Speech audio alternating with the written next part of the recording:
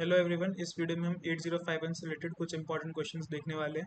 तो सबसे पहला क्वेश्चन है, right 8051 ARP to find the sum and mean of 5 numbers. तो ये बहुत ही बेसिक क्वेश्चन है। तो इसमें सबसे पहले हमने मेमोरी में कंटिन्यूस मेमोरी लोकेशंस में 5 नंबर स्टोर करें हैं। उसके बाद R0 में वैल्यू 20H यानी कि पहले वैल्यू का लोकेशन स्टोर करा है, और R1 में 5, क्योंकि मैं यहाँ पे लूप यूज़ करने वाला हूँ आगे, तो ये लूप 5 बार चलना चाहिए, इसीलिए हमने R1 में 5 स्टोर करा है। अब लॉजिक इस हिसाब से काम कर रहा है लूप का कि सबसे पहले मैं ए में इनडायरेक्ट एड्रेसिंग मोड यूज करते हुए 1 वैल्यू ऐड करूंगा, फिर R0 को इंक्रीमेंट कर दूंगा, और ये लूप फाइव फाइव टाइम्स चलेगा, तो हमारी सारी वैल्यूज ऐड हो जाएंगी। और ये हो गया सम। अब मीन निकालने के लिए हमें बी से, यानी कि टोटल नंबर ऑफ ऑब्जर्वेशन से सम को डिवाइड करना होता है।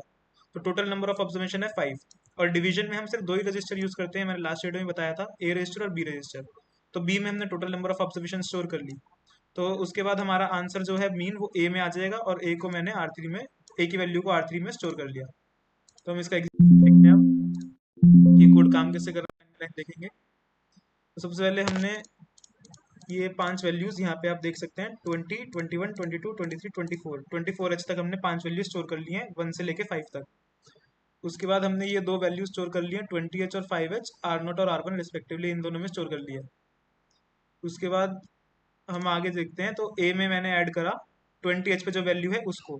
यहाँ पर आप देख सकते हैं ऐट द डेटा, तो इंडायरेक्ट एड्रेसिंग मोड यूज हुआ हुआ है, यानी कि 20H पे जो वैल्यू पड़ी है वो है 1, तो 1 एक्यूमुलेटर में ऐड हो गया है। उसके बाद R0 की वैल्यू को इंक्रीमेंट कर दिया है, और R1 से मैं चेक कर रहा हूँ कि लूप कितनी बार चलना चाहिए। तो लूप हमें टोटल 5 बार चलाना पड़ेगा सारे नंबर्स को ऐड करने के लिए। तो अब मैं इसको जल्दी जल्दी कर देता हूँ, क्योंकि और आप देख सकते हैं कि 1 से 5 तक का सम 15 होता है। तो 15 को हेक्साडेसिमल में रिप्रेजेंट करेंगे तो 0F होता है, यानी कि हमारे सारे नंबर्स ऐड हो चुके हैं और उनकी वैल्यू ए में स्टोर हो गई है। अब यहाँ पर जैसे ये DJNZ चेक करा, तो R1 की वैल्यू 1 थी, तो वो 0 हुई, और 0 होते ही ये लूप से एग्जिट हो गया। अब यहाँ पर मैंने सम को R2 में स्टोर कर रखा है। R2 में आप देख सकते हैं सम स्टोर हो गया है। उसके बाद क्योंकि हमें अब सम को टोटल नंबर ऑफ ऑब्जर्वेशन से डिवाइड करना है मीन फाइंड आउट करने के लिए, तो बी में हमने 5 पुट करा, और अब डिवीजन कर दिया, तो ए में आप देख सकते हैं 3, 3 है मीन। 3 को उसके बाद मैंने R3 में स्टोर कर लिया। ये स्टेप ऑप्शनल है, आप चाहें तो उसको एक्यूमुलेटर में भी रहने दे सकते हैं। तो R2 में आ गया है सम, और R3 में आ गया मीन। अब चलते हैं नेक्स्ट क्वेश्चन की तरफ। अगला क्वेश्चन है हमारा कि find the variance of marks of 10 students, use direct addressing mode to store the input in the data memory and use register indirect mode to process the input data. तो सबसे पहले मैं ऊपर कोड कमेंट कर लेता हूँ।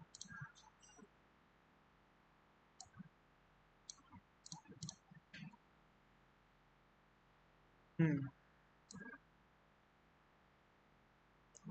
और इस कोड को अनकमेंट, ठीक है। तो सबसे पहले हमने यहाँ पर ये 10 वैल्यू स्टोर कर लिए हैं कंटिन्यूस मेमोरी लोकेशन में, जैसे कि हमने लास्ट स्टेप में करा था। उसके बाद सम और मीन तक निकालने का प्रोसेस पूरा सेम है, क्योंकि हम वेरिएंस फाइंड आउट कर रहे हैं, तो हमें मीन की ज़रूरत पड़ेगी, ऑफ कोर्स ही बात है। तो यहाँ तक हमने मीन का प्रोसेस तो सेम है, इतना मीन निकल गया। वेरिएंस के लिए वेरिएंस का फॉर्मूला क्या है कि जो जो हर एक टर्म है, जो हमें हर एक गिवन इनपुट है, उसका मीन से डिफरेंस। जैसे मीन मान लीजिए अभी के लिए मीन एक्स बार है, तो एक्स बार -1 का whole square, plus X bar -2 का whole square, plus X bar -3 का whole square, plus X bar -4 का whole square, and so on. इन सबको हमें टोटल नंबर ऑफ ऑब्जर्वेशन से डिवाइड करना है, तो हमारा निकलेगा वेरिएंस। तो पहले मैं इस कोड को मीन तक रन कर देता हूँ, फिर बताता हूँ क्या करा है। हाँ, तो यहाँ तक आप देख सकते हैं मेमोरी लोकेशन में हमारी सारी वैल्यूज आ गई हैं। उसके बाद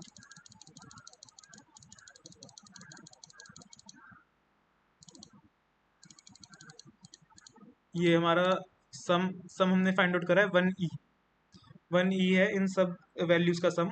और उसके बाद हमने जो मीन निकाला वो है 3। तो मैं करंटली 3 को R3 में रजिस्टर में स्टोर कर रहा हूँ, क्योंकि हमें इसकी आगे भी जरूरत पड़ती रहेगी। तो अब हमें निकालना है सारी वैल्यूज का R3 से डिफरेंस, फिर उनका स्क्वायर करके उन्हें ऐड करना है। मैंने यहाँ पे लिख रखा है वेरिएंस का फॉर्मूला जो यूज करा है मैंने।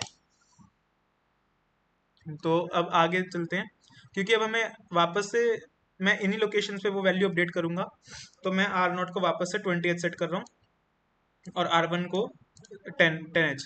यहाँ पर एक चीज़ मैं बताना चाहता हूँ कि जब भी हम यहाँ पर कुछ वैल्यू देते हैं, तो अगर मैं ए यूज़ करूँगा डायरेक्टली तो वो सही सिंटेक्स नहीं है। असेंबली लैंग्वेज में हमें जीरो ए लिखना पड़ता है, या फिर कोई भी अगर हमारा नंबर अल्फ़ाबेट से शुरू हो रहा है ए से एफ तक, तो हमें उससे पहले जीरो लगाना कंपलसरी होता है। जैसे कि यहाँ पर आप देख सकते हैं एफ वगैरह भी मैं कुछ लिखता हूँ तो वो आएगा नहीं, लेकिन अगर जीरो एफ लिखूंगा तो वो काम करता है। तो हमें तो यहाँ पे वैसे जीरो ए यूज़ करना है। तो ये एक चीज़ है यहाँ पे। हाँ, तो अब सबसे पहले मैं आर थ्री में हमारी मीन की वैल्यू उसको ए में स्टोर करा। अब ए यानी कि मीन, मीन में से at the rate or not, जो हर एक वैल्यू उसको सब्रैक्ट कर रहा हूँ। पहले मैं इतना कोड रन करता हूँ। हाँ, तो अब देख सकते हैं यहाँ पर वैल्यू मैंने सब्रैक्ट कर दी, थ्री में से वन वैल्यू गई तो टू। अब मुझे टू का स्क्वायर चाहिए, तो मैं क्या करूंगा, ये सेम वैल्यू को जो है ए में उसको बी में मूव करके ए बी को मल्टीप्लाई कर दूंगा। तो इससे क्या होगा कि जो टू वैल्यू बी में भी चली जाएगी, या फिर जो भी ए में वैल्यू होती है वो बी में चली जाएगी, और उनको दोनों यानी कि ए और बी में सेम वैल्यू होगी, और सेम वैल्यू को मल्टीप्लाई करेंगे तो उस वैल्यू का स्क्वायर हो जाएगा। तो बी में सेम वैल्यू गई और स्क्वायर होके आंसर आ गया फोर। अब मैं फोर को इसी मेमोरी लोकेशन पे अपडेट कर दूंगा जहां से मैंने पहले वैल्यू उठाई थी, यानी कि वन की लोकेशन पे मैं अपडेट कर दूंगा। तो ये आप देख सकते हैं यहाँ पर फोर अपडेट हो गया है। फिर मैं आर नॉट को इंक्रीमेंट कर दूंगा।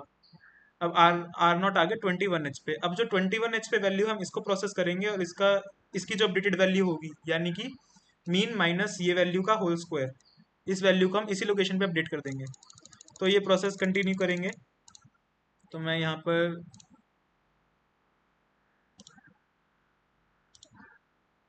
ब्रेक पॉइंट लगा देता हूँ।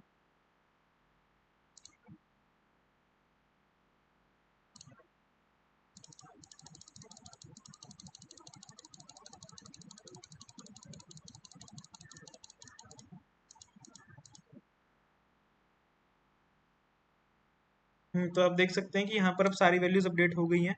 410, 144, 1014।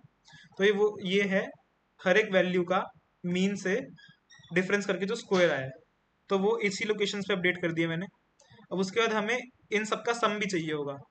तो इन सब के सम के लिए हम वापस से ऊपर वाले कोड से उठा सकते हैं। तो ये ऊपर से मैंने सम उठा लिया है। तो इन वैल्यूज का सम करने के बाद हमारे पास आता है 14। तो अब हमें इसे डिवाइड करना है टोटल नंबर ऑफ ऑब्जर्वेशन से, जो कि है 10। तो ये 14 जो है ये एक्चुअल में 14 नहीं है, ये हेक्साडेसिमल में 14 है। वैसे डेसिमल में ये हुआ है 30। तो डिवाइड करने के 20, सॉरी 20। तो डिवाइड करने के बाद हमारे पास बचता है वेरिएंस 2। तो ये कोड इस तरीके से था। अब चलते हैं नेक्स्ट कोड की तरफ।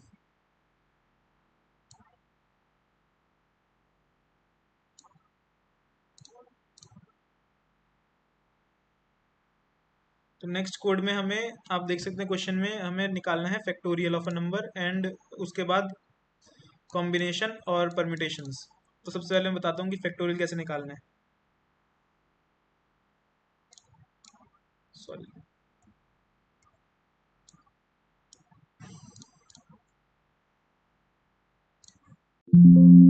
फैक्टोरियल सबसे पहले चेकआउट करते हैं क्या करना है। तो मान लीजिए मेरे को 5 फैक्टोरियल निकालना है। सबसे पहले फैक्टोरियल में 5 फैक्टोरियल निकालना है, तो जिसका भी फैक्टोरियल निकालना है उस नंबर को हम एक्यूमुलेटर में मूव कर देंगे। उसके बाद, क्योंकि अब फैक्टोरियल होता है, जैसे कि मान लीजिए 2 फैक्टोरियल क्या होता है, 2 इंटू 1। 3 factorial 3 into 2 into 1। तो अब हमने जब एक नंबर को स्टोर कर दिया, तो हमें उसके बाद जो वैल्यू है उसे डिक्रीज करना पड़ता है। तो 5 को स्टोर कर ए में स्टोर करने के बाद अब R2 को डिक्रीज कर दिया, तो उसकी वैल्यू होगी 4। और 4 को फिर मैं बी में मूव करूंगा, क्योंकि अब हमें 5 को 4 से मल्टीप्लाई करना है। और मल्टीप्लीकेशन में हम सिर्फ दो ही रजिस्टर यूज कर सकते हैं, ए और बी। तो ए में 5 ऑलरेडी है ही, बी में हो गई 5 से एक कम वैल्यू यानी कि 4। तो ए बी को मल्टीप्लाई कर दिया, तो अब हो गया 5 इंटू 4। तो 5 इंटू 4 का आंसर स्टोर होगा ए में। और उसके बाद मैं R2 को चेक करूंगा, और जैसे ही R2 1 हो जाएगा तो ये लूप से बाहर आ जाएगा, नहीं तो लूप में चलता रहेगा। यहाँ पे CJNE कमांड का यूज हुआ है। और अगर आपको नहीं पता ये क्या है, तो आप मेरी पिछली वीडियो देख सकते हैं, मैंने उसमें सारी बेसिक कमांड्स एक्सप्लेन करी थी। तो सब कोड शुरू करते हैं। सबसे पहले R2 में 5, और ए की वैल्यू R2 में, यानी कि यहाँ पर ए में 5 आ गया। फिर R2 की वैल्यू 1 से कम हो गई, R2 में 4। फिर बी में स्टोर कर दिया R2 की वैल्यू, यानी कि बी में 4 आ गया। इन दोनों को मल्टीप्लाई कर दिया, तो ये हो गया 20। 14 हेक्साडेसिमल में है, वैसे डेसिमल में देखेंगे तो 20 है ये वैल्यू। और उसके बाद यहाँ पे CJNE कमांड से मैं ये लूप को कंटिन्यू कर रहा हूँ। अब वापस से R2 की वैल्यू कम होगी यानी कि 3। उसके बाद बी में 3 की वैल्यू शिफ्ट 3 वैल्यू जो है वो बी में शिफ्ट हो जाएगी। अब हम करेंगे a इंटू बी, यानी कि a में ऑलरेडी स्टोर था 5 इंटू 4, अब उसमें मल्टीप्लाई हो जाएगा इंटू 3। तो इस तरीके से हमारा फैक्टोरियल का कोड काम करता है। अब जैसी वैल्यू 1 हो जाएगी तो ये हम लूप से आउट हो जाएंगे। देख सकते हैं यहाँ पर आया 78, यानी कि इसको अगर हम डेसिमल में करेंगे तो ये है 120, जो कि है 5 का फैक्टोरियल। तो ये तो था फैक्टोरियल के लिए कोड। अब अगला जो हमारा कोड है वो है एनसीआर निकालने के लिए।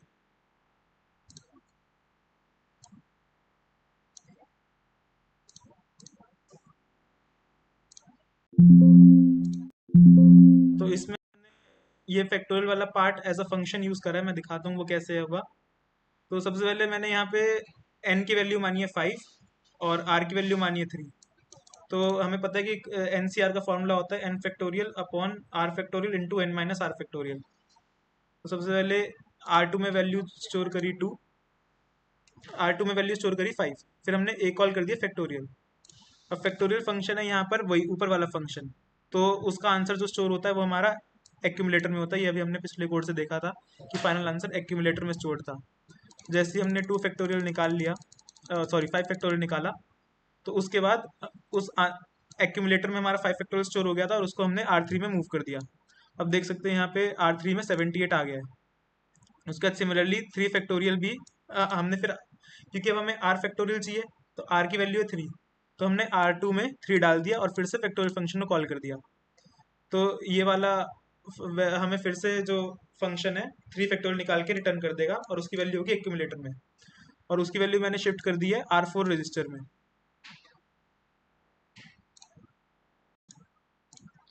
हाँ, तो आप देख सकते हैं यहाँ पर 5 फैक्टोरियल की वैल्यू जो है वो A3 रजिस्टर में मूव हुई है, जो कि है 78 हेक्साडेसिमल में।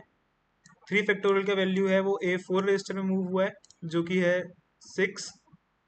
और 2 फैक्टोरियल की जो वैल्यू है वो है R5 रजिस्टर में, तो R5 रजिस्टर में वैल्यू है 2।